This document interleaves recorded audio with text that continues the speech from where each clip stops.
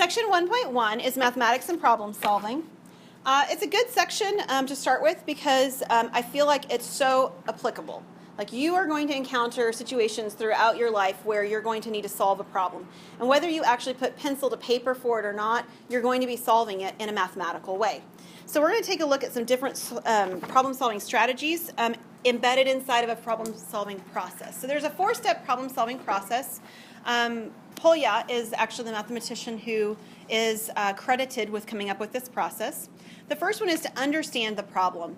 So what does that mean? Well, it means asking yourself sometimes, can the problem be stated differently? What is it I'm supposed to find? What is needed? What are the unknowns? What information is obtained from the problem? Or what information, if any, is missing or not needed? In real life, you don't have exactly the information you always need. Sometimes something's missing. Sometimes you've got extra information that's just not usable for the situation. Okay? So this is the first thing. Looking at the problem, reading it, and seeing if you can figure out what in the world is going on. The second step is to devise a plan. So this list is non-exhaustive. That means there are other things I possibly could write in this list, but it's a good starting spot. So some problems, you look for patterns, right? So if you think about, like this week I made $2 and next week I made $3 and the next week I made $4, what do I expect the week after? That's a pattern. You're trying to look at previous information to try and figure out what's going to happen next. You guys do this probably every morning when you wake up. You think yesterday the weather was like this, so today it's probably going to be something like that as well. That doesn't always work, as you know, but that's a pattern that you're doing.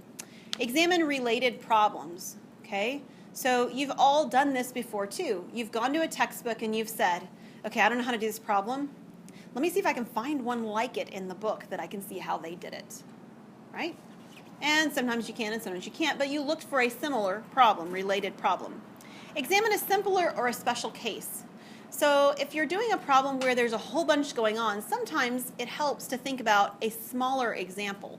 So you've got, 15 of these examples going on. Well, what if I just had 2 or 3? How would I do the problem? Oh, maybe then I can extend that idea to the 15 case. We'll see an example like that later. Tables, lists. I'm kind of a list person. If you ever visit my office, you'll see a to-do list sitting on my desk or in my bag. I make lists. It's what I do. I even add things to lists so that I can mark off that I've done them. None of you guys do that, do you?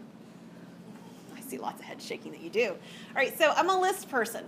Organizing information in lists is a really visual thing that helps me a lot. So we will look at some examples where we create tables or lists of information. Identifying a subgoal. Is there a step sort of in the interim, sort of in between that I need to get to so that then I can continue to the next step? That kind of question. Make a diagram. So again, if you're a visual person, and sometimes problems just lend themselves to this, you draw it. It makes sense. You start talking about some rectangle doing whatever, we'll draw the rectangle. And then we start from there, right? If you talk about some ladder leaning against a building, we draw the ladder and we draw the building, that kind of stuff. So diagrams are helpful. Guess and check. You've probably had it beat into you somewhere along the way that this is not appropriate. It is. It is totally appropriate, especially helpful in certain situations.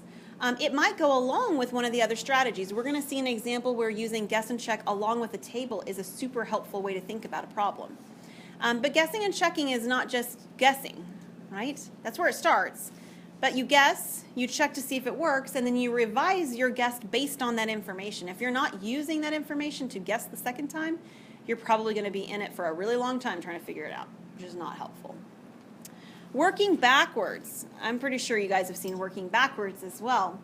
And here's where you've probably seen it. You've said, okay, I don't know how to do this problem.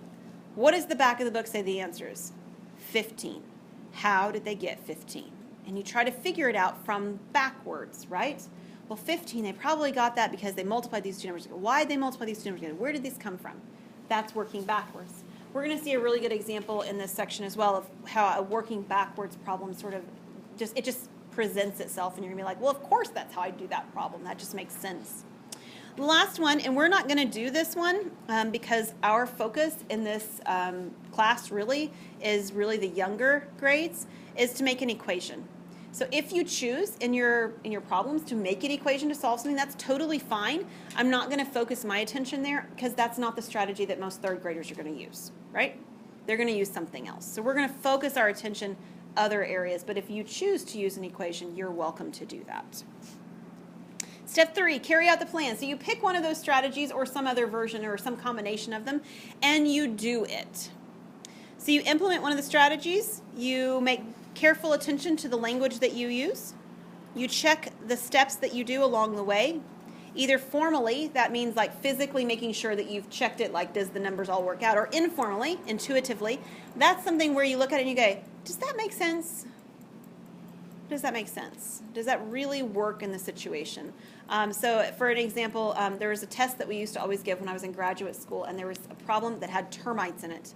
And you could always see us shaking our head when somebody told us that it was 3.2 termites as their answer. You can't have 0.2 of a termite, right? It doesn't make sense. Either they had a rounding error or they had a calculation error. Something was wrong. You can't get 0.2 termites, okay? That's intuitively where you look at it and say, does it make sense? And then keep an accurate record of all of your work. Make sure that as you're working, you're keeping record of it in a fashion that's readable and accessible to you so that if you make a mistake, you can go back and figure out what the mistake is and where it happened. Because if your work is all over the paper, it's very difficult to figure out where the mistake is. Okay? The last step is to check your work, to decide if the answer is reasonable. That's my termite situation. Does it make sense? Right? So if I'm expecting an answer that's sort of in the hundreds and I get an answer that's in the millions, that might not make sense.